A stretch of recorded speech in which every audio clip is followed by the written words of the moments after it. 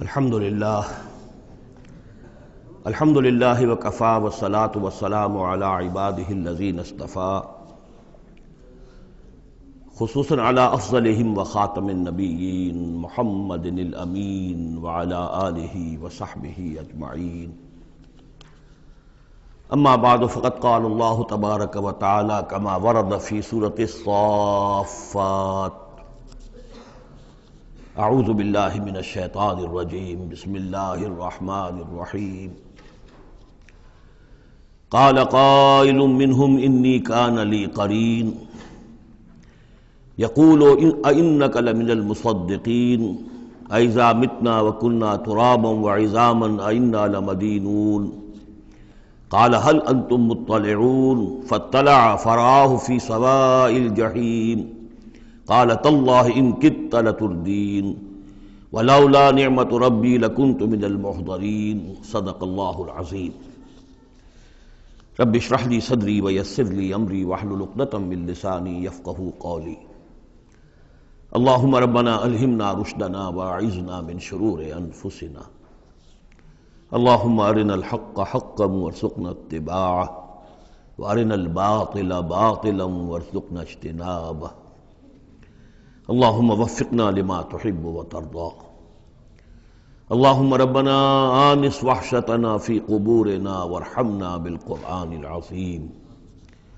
اللہم اجعلہ لنا اماما ونورا وہدا ورحمہ.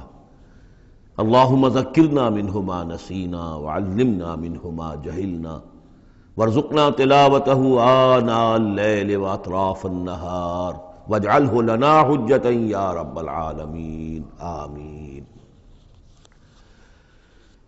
سورہ صافات کے دوسرے رکوع میں اہل جنت کے ایک مکالمے کا تذکرہ تھا، جس سے یہ اندازہ ہوگا کہ کس قدر سادہ مزاج متواضع وہ لوگ ہوں گے کہ جو اللہ تعالیٰ کے فضل و کرم سے جنت میں داخل ہوں گے. قال قائل منہم، ان میں سے ایک کہے گا کہنے والا، انی کان لی قرین، یہ اہل جنت ہیں آپس میں گفتگو کر رہے ہیں، میرا ایک ساتھی تھا، دوست تھا. یقول انک لمن المصدقین، مصدقین وہ مجھ سے کہا کرتا تھا کہ تمہیں کیا ہو گیا ہے، تم رسول کی تصدیق کر رہے ہو، کتنی بے تکی بات ہے، اور تم تصدیق کر رہے ہو محمد کی صلی اللہ علیہ وسلم. اذا متنا وکنا ترابا وعظاما انا لمدینون، کیا جب ہم مر جائیں گے اور ہم ہو جائیں گے مٹی اور ہڈیاں، ہڈیاں بھی گڑی سلی ہوں گی اور سڑی گلی ہوں گی، اور یہ کہ مٹی باقی جسم تو مٹی بن چکا ہوگا، تو کیا پھر ہمیں کوئی جزا ملے گی، بدلہ ملے گا؟ قال هل انتم مطلعون، تو کہے گا وہ کوئی کہنے والا کہ کیا تم لوگ دیکھنا چاہتے ہو، جھانک کر دیکھو گے؟ تمہارا وہ دوست جو تمہیں گمراہ کرنے کی کوشش کرتا تھا وہ کہاں ہے، کس حال میں ہے، دیکھنا چاہو گے؟ یعنی اہل جنت کے لیے یہ اہتمام بھی کیا جائے گا. فاطلع، تو وہ جھانک کر دیکھے گا، فرآہ فی سواء الجحیم، تو دیکھے گا اس کو جہنم کے، دوزخ کے گویا کہ بیچوں بیچ اس کی تہہ میں. قال، وہ کہے گا، تاللہ ان کدت لتردین، خدا کی قسم تم تو قریب تھے کہ مجھے بھی برباد کرتے، مجھے بھی گراتے یہاں. یعنی یہ تو اللہ کا بڑا فضل ہوا کہ میں نے تمہاری باتوں پر زیادہ دھیان نہیں دیا، اور جو بات میرے دل کو لگ گئی تھی، جو بات مجھے بھلی لگی تھی، جس کی گواہی میری قلب کی گہرائیوں سے برآمد ہوئی، میرے دل نے جس کو حق جانا میں نے اسے قبول کیا. ورنہ یہ کہ تم تو تلے ہوئے تھے کہ جس طرح تم تباہ ہوئے ہو اسی طرح مجھے بھی اس جہنم کے گڑھے میں اپنے ساتھ لے کر گرتے. ولولا نعمت ربی لکنت من المحضرین، اور اگر میرے رب کی نعمت مجھ پر نہ ہوتی، احسان نہ ہوتا، انعام نہ ہوتا، یہ تو اللہ کا فضل ہے میرے پروردگار کا، تو میں بھی ہو جاتا انہی لوگوں میں سے جو یہاں پکڑے ہوئے آئے ہیں گرفتار ہو کر اور اس جہنم کے حوالے کر دیے گئے. افما نحن بمیتین، اب یہ آپس میں گفتگو کر رہے ہیں جنت والے، تو کیا اب ہمیں مرنا تو نہیں ہے، کیا اب ہمیں نہیں مرنا ہے؟ یعنی اب جنت میں آ کر تو ہم یہاں مستقل رہیں گے نا. وہ میں کہہ رہا تھا آپ سے کہ کس قدر سادہ مزاج کے لوگ ہوں گے، اور ان کے اندر کوئی تعلی نہیں ہوگی کہ ہم نے تو بڑی محنت سے جنت کمائی ہے، اب تو یہاں ٹھسے سے ہم رہیں گے، اور ہمیشہ ہمیش رہیں گے، ان کے دلوں کی کیفیت اب بھی یہ ہے۔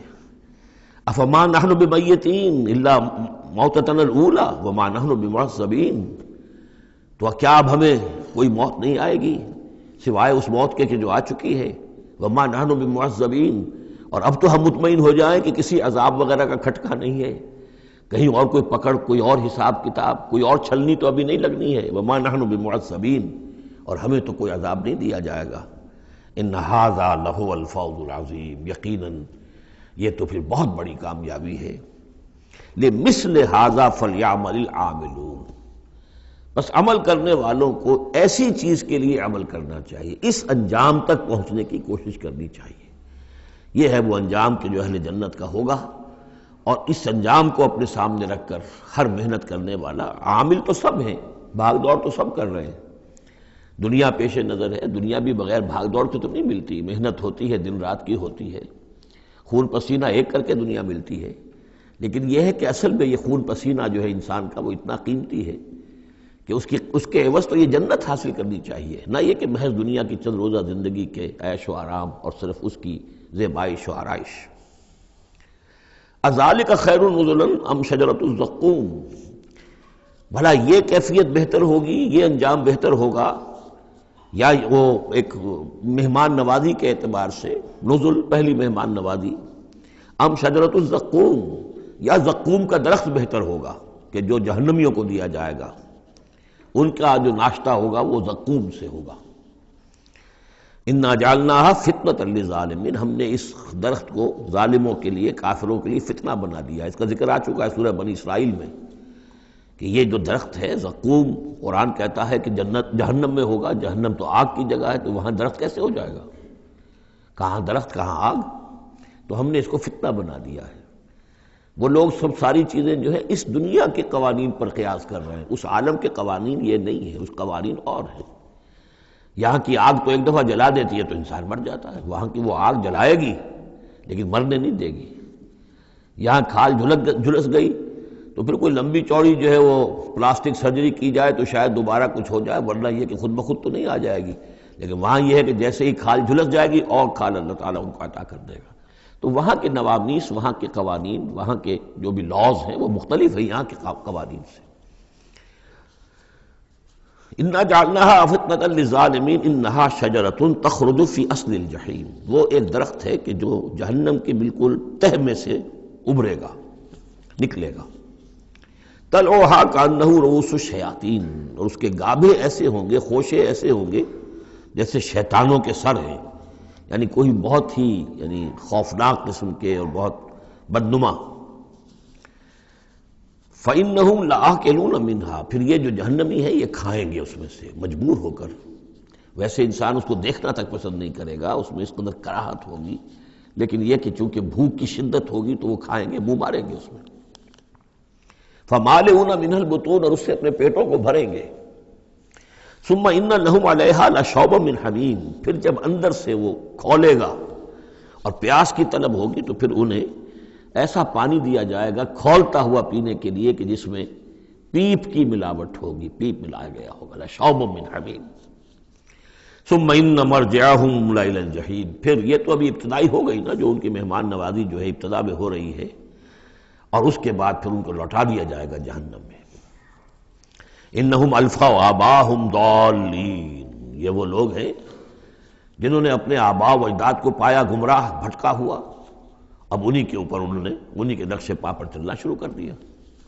فہم علی آثارہم یہرعون، تو انہی کے نقوش پا پر اب یہ دوڑ رہے ہیں، بے اختیار دوڑے چلے جا رہے ہیں، بغیر سوچے سمجھے، جو بھی آباء و اجداد کے طور طریقے ہیں۔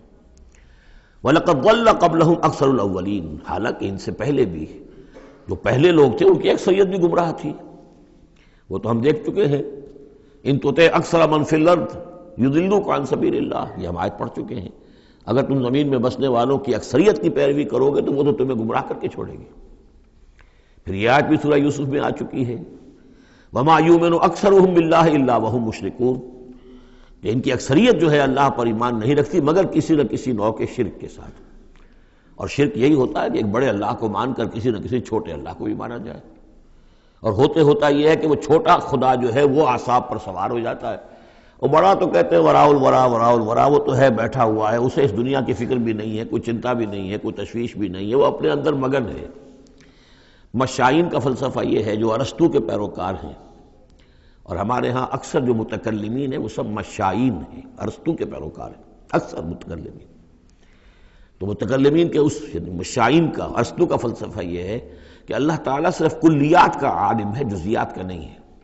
زیادہ اسے اس کائنات کی فکر ہی نہیں، اس نے بس پیدا کر دیا ہے، بس اللہ اللہ خیر صلی اللہ، کچھ قوانین بنا دیے، یہ خود بخود چل رہی ہے، اب اسے اس سے کچھ سروکار نہیں ہے۔ جیسے کہ کوئی کھلاڑی جو ہے وہ فٹ بال کو کک مارتا ہے، اب وہ فٹ بال جا رہی ہے، اب کھلاڑی ادھر کھڑا ہے، فٹ بال جا رہی ہے، اب یہ کھلاڑی چاہے کہ روک لے تو وہ فٹ بال کو روک تو نہیں سکتا، یہ تو جا رہی ہے، وہ تو زمین کی فرکشن ہے، کوئی رکاوٹ ہے، یا اس کی اپنا مومنٹم ختم ہوگا تو پھر یہ ہے کہ وہ رکے گی۔ تو یہ تصورات بھی اللہ کے بارے میں دنیا میں رہے ہیں، اور بڑے بڑے حکماء کے رہے ہیں، فلاسفہ کے رہے ہیں۔ انسان نے جب اپنے پیمانے ہیں ان پر اللہ کو ناپنا چاہا اور تولنا چاہا تو پھر اسی قسم کی حماقتوں میں انسان مبتلا ہوا۔ وَلَقَدْ ضَلَّ قَبْلَهُمْ أَكْثَرُ الْأَوَّلِينَ، ان سے پہلے بھی جو پہلے تھے، پہلوں کی اکثریت بھی تو گمراہوں پر مشتمل تھی۔ وَلَقَدْ أَرْسَلْنَا فِيهِمْ مُنذِرِينَ، ہم نے ان میں بھی اپنے خبردار کرنے والے بھیجے تھے۔ فَانظُرْ كَيْفَ كَانَ عَاقِبَةُ الْمُنذَرِينَ، تو دیکھ لو کیسا انجام ہوا ان کا جن کو خبردار کر دیا گیا تھا۔ قوم نوح کا کیا انجام ہوا، قوم ہود کا، قوم صالح کا، قوم شعیب کا، اور سدوم اور عمورہ کے شہروں کا، تم دیکھ لو کیا کیا انجام ہوا۔ الا عباد اللہ المخلصین، البتہ ان میں سے جو اللہ کے خاص بندے تھے اللہ نے ان کو بچایا۔ وَلَقَدْ نَادَانَا نُوحٌ فَلَنِعْمَ الْمُجِيبُونَ، اور ہمیں پکارا تھا نوح نے تو ہم کیا ہی اچھے ہیں جواب دینے والے اور دعا کے قبول کرنے والے۔ رب انی مغلوب فانتصر، حضرت نوح علیہ السلام نے جب فریاد کی پروردگار مجھے تو انہوں نے دبا لیا ہے، میں مغلوب ہو گیا ہوں، تو اب تو ہی بدلہ لے اور تو ہی مدد فرما۔ تو اللہ کی مدد آ گئی، وَنَجَّيْنَاهُ وَأَهْلَهُ مِنَ الْكَرْبِ الْعَظِيمِ، اور ہم نے اسے اور اس کے گھر والوں کو کرب عظیم سے نجات دے دی۔ اب کرب عظیم کو آپ خود سوچئے کہ ایک تو کرب عظیم ان کی مسلسل 950 برس سے ایک شخص دعوت دے رہا ہو اور لوگ استہزاء کر رہے ہیں اور تمسخر کر رہے ہیں۔ یوں سمجھیے کہ مکے میں تو یوں کہا جا سکتا ہے کہ ابھی 10-12 برس ہی ہوئے ہیں مسلمانوں تمہیں یہ جھیلتے ہوئے، ہمارے اس بندے نے 950 برس تک صبر کیا تھا۔ تو اس کا اندازہ کریں کس قدر کرب میں، کس قدر ضیق میں اس کی جان آئی ہوگی۔ جیسے کہ ہم دیکھتے آ رہے ہیں کہ حضور کی جان جس طرح ضیق میں آ گئی تھی کہ ان کے اوپر گویا کہ لوگ اتمام حجت کر رہے ہیں، دکھائیے کوئی معجزہ، آپ رسول ہونے کا دعویٰ کرتے ہیں تو ایسا ہی معجزہ دکھائیے جیسے موسیٰ نے دکھائے، جیسے عیسیٰ نے دکھائے۔ اور ادھر سے اللہ تعالیٰ کا فیصلہ یہ ہے کہ کوئی ایسا حصی معجزہ ہم نہیں دکھائیں گے۔ تو چکی کے 2 پارٹوں کے درمیان محمد الرسول اللہ صلی اللہ علیہ وسلم آئے ہوئے۔ یہ تو سورہ انعام جو اس کا کلائمیکس ہے اس موضوع کا، اس عنوان کا، وہ پڑھ چکے ہیں۔ کرب عظیم پھر وہ بھی ہے کہ جب وہ بارش آئی ہے اور طوفان آیا ہے تو اب اس وقت بھی تو جو ہلچل مچی ہوگی اس کا آپ اندازہ کیجئے، کیا بھاگ دوڑ ہوئی ہوگی، کہاں کہاں لوگوں نے جان بچانے کی کوشش کی ہوگی۔ یوں ہی تو نہیں ہو گیا کہ بس آنے واحد کے اندر وہ سب کے سب غرق ہو گئے۔ تو کرب عظیم جو اس وقت ہوا ہے، یوں سمجھیے کہ ایک قیامت صغریٰ ہو گئی ہوگی۔ یا ایھا الناس اتقوا ربکم ان زلزلۃ الساعۃ شیء عظیم، تو اس کا کچھ نہ کچھ عکس تو اس وقت ہوا ہوگا نا۔ تو اس کرب عظیم سے ہم نے ان کو بچا لیا۔ وجعلنا ذریتہ ھم الباقین، یہ آیت بہت اہم ہے حکمت قرآنی اور فلسفہ قرآنی کے اعتبار سے، اور ہم نے بنا دیا اسی کی اولاد کو باقی رہنے والا۔ اس سے یہ ثابت ہوتا ہے، یہ ایک اسلوب حصر ہے کہ حضرت نوح کے بعد پھر کسی اور شخص کی نسل دنیا میں چلی نہیں۔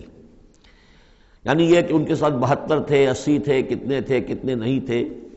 ایک جگہ قرآن میں یہ بھی آیا ما آمن معہ الا قلیل، سوائے چند لوگوں کو ایمان نہیں لایا۔ اور گمان یہی ہے کہ یا تو حضرت نوح علیہ السلام اور ان کے 3 بیٹے اور ان کے اہل خانہ، اور ممکن ہے کہ ایک بیوی تو پیچھے رہ گئی، غرق ہونے والی تھی، لیکن کوئی اور بیوی ان کی ہو کہ ان کے ساتھ ہو، اور باقی یہ کہ ممکن ہے ان کے جو کچھ ملازم ہوں گے، خادم ہوں گے، بس۔ اور میرا یہ خیال ہے کہ ان پر کوئی ایمان نہیں لایا۔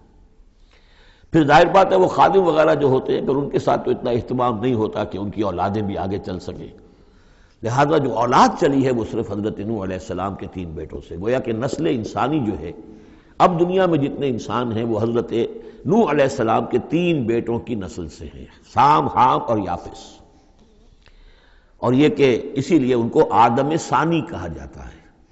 آدم اول تو حضرت آدم تھے، انہی سے نسل چلی انسانی، لیکن ابھی جو ہے جو میرا اندازہ تقریباً 2000 برس کا ہے، اس 2000 برس کے عرصے میں اسی علاقے میں آبادی ابھی ہوئی ہے، ابھی آبادی اور ادھر ادھر پھیلی نہیں تھی، اور وہی وہ عظیم جو ہے سیلاب آ گیا، سب کے سب غرق ہو گئے، چند لوگ جو بچے ان کے ساتھ، محسوس ہوتا ہے کہ ان کی بھی آگے نسل نہیں چلی، صرف حضرت نوح علیہ السلام کے 3 بیٹوں سے۔